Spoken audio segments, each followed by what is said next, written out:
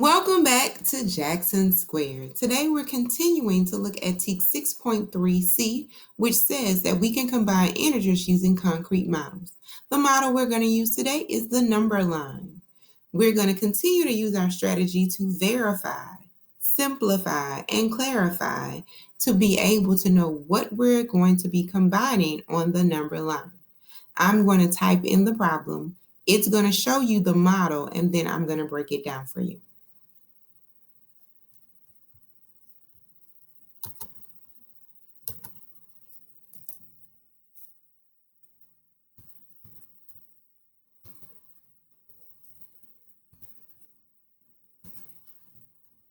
So as you can see, I entered a -2, or the opposite of 2, and 6. We're combining those. So if we wanted to simplify, verify, and clarify, I would circle the -2, and then I would circle the 6 and the sign in front of the 6, which did not come in the circle with the 6. That looks a hot mess. Start at 0. That is your starting point. Then you're going to go towards your first number. Well, our first number is -2. Negatives are on the left, so I'm going to start at 0 and I'm going to walk or hop down 2 until I get to -2. So I get to -2 and I stop. I take a pause. Then I look and see what my second number is. My second number is a +6. Well, positives are to the right, so I'm going to have to turn around and I'm going to have to hop back 6. So if I start at +2 and I hop back 1, 2, 3, 4, 5, 6, I land on +4. So that's the answer. If I combine a -2 and a +6, or the opposite of 2 and a +6, then I will get a +4. So let's repeat. You always start at 0 and then you go towards your first number. Once you get to your first number, you pause. From your first number, you're going to hop however many times and in what direction based on your second number.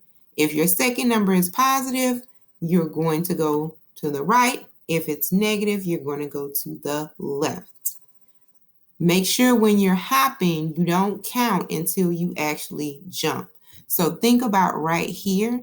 This is the diving board. You're standing over the pool, and you're not going to count until you actually get to that next number and jump 1, 2, 3, 4, 5, 6. You don't count that position of standing on the diving board as 1 because you haven't moved yet.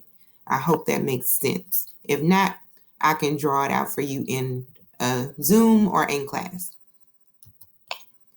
So let's try another problem and look at its model.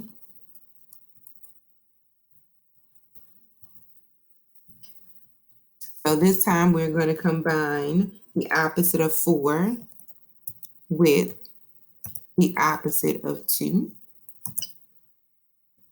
Again, we start at 0, okay? Our first number, if I circle it, will be -4, the opposite of 4. So I go from 0 and I go -4. 1, 2, 3, 4. I stop at -4 and I examine what is my next number. My second number, circle the number and the sign in front of it, will be a -2. So from -4, I'm going to continue going to the left because I'm still working with a negative, and I'm going to hop 2 more. So I would go 1, 2, and I would land on a -6. So how is this problem different from the first problem? The first problem, we had one negative number and one positive number, so we had to switch directions. In this problem, we have 2 negative numbers, so they both are moving in the left direction, and I didn't have to turn around, okay? So make sure you look at the numbers. That'll tell you which way to go. If it's negative, to the left. If it's positive, to the right.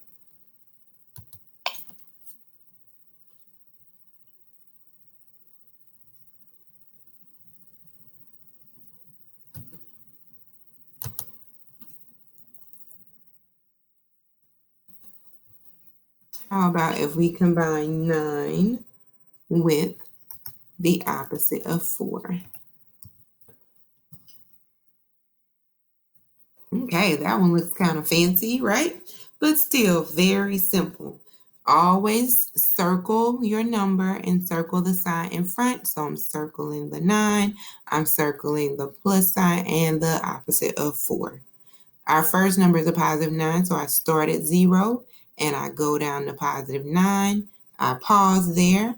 I evaluate my second number. It's a negative 4. So then I have to turn and go back to the left because it's negative, and I'm going to hop back 4 from 9. So remember, this is my diving board, and then I'm going to 1, 2, 3, 4. I land on positive 5. Take a second to just look at that one again.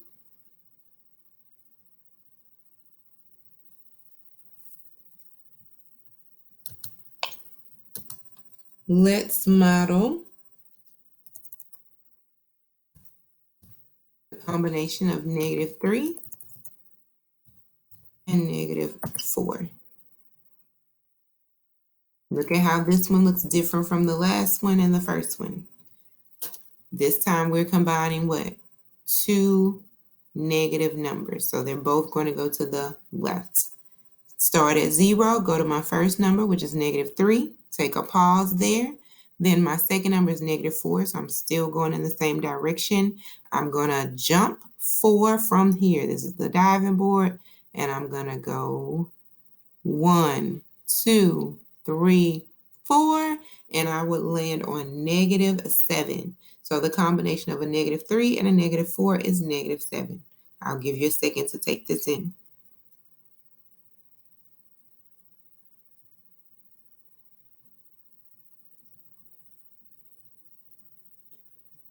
So let's take the time to do a traditional problem.